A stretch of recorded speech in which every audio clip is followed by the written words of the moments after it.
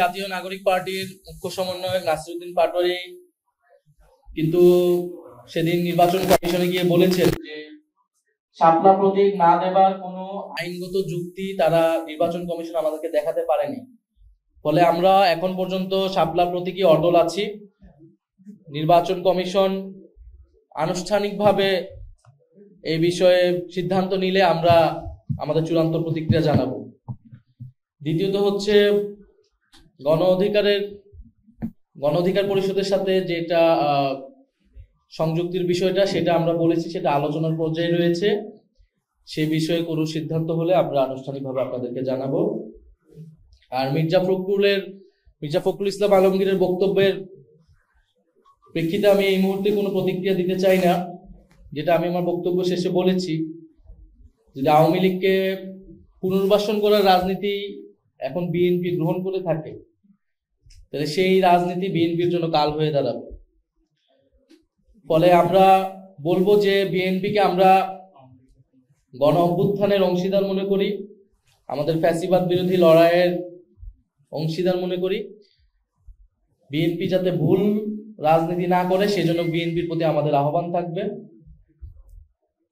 বাংলাদেশকে নতুন করে গঠন করতে হলে বাংলাদেশের সংস্কার, বিচার এবং বাংলাদেশের পুনর্গঠন প্রশ্নে এখানে আওয়ামী লীগ যে সকল বৈদেশিক শক্তির সমর্থনে দেশে ক্ষমতায় ছিল, জনগণের বিরুদ্ধে গিয়ে তাদের সাথে আপোষ করে আসলে বাংলাদেশের রাজনীতি করা সম্ভব নয়। আর জাতীয় নাগরিক পার্টি কোনো শক্তি কি শক্তি না, এটা আসলে রাজপথে ভোটের মাঠে জনগণই এটা রায় দিবে। আমরা দেখতে পাচ্ছি যে জাতীয় নাগরিক পার্টি যাতে নতুন শক্তি হিসেবে আবির্ভূত হতে না পারে, সেই জন্য কিন্তু চতুর্মুখী আক্রমণের শিকার আমরা হচ্ছি, গত 1 বছর ধরেই হচ্ছে। কারণ বাংলাদেশের এস্টাবলিশমেন্ট, বাংলাদেশের যারা বাংলাদেশকে নতুন করে পুনর্গঠন করতে চায় না, যারা পুরনো ক্ষমতা কাঠামোকেই রাখতে চায়, এটা শুধু আওয়ামী লীগ না, আওয়ামী লীগের বাইরেও বিভিন্ন শক্তি, তারা কিন্তু চায় না যে তরুণদের একটি শক্তির উত্থান ঘটুক, জাতীয় নাগরিক পার্টির উত্থান ঘটুক। ফলে গত 16 বছর ফ্যাসিবাদ বিরোধী লড়াই যারা করেছেন, নির্যাতিত হয়েছেন, তাদের প্রতি আমাদের সমবেদনা রয়েছে, সহমর্মিতা রয়েছে, কিন্তু তাদের নেতৃত্বে গণ অভ্যুত্থান হয় নাই। তারা বারবার আহ্বান করার পরেও কিন্তু জনতা রাজপথে নেমে আসেনি। ফলে জনগণ কাদের কথায় নেমে আসবে, জনগণ কাদেরকে সমর্থন করবে, এটা আসলে আমরা ভোটের মাঠে এবং রাজপথে আমরা বুঝতে পারবো। ফলে বিএনপির প্রতি আমাদের আহ্বান থাকবে আওয়ামী পুনর্বাসনের রাজনীতি থেকে সরে এসে বাংলাদেশ পুনর্গঠনের রাজনীতিতে শরিক হতে। তরুণদের সমর্থন তাহলে তারা পাবে।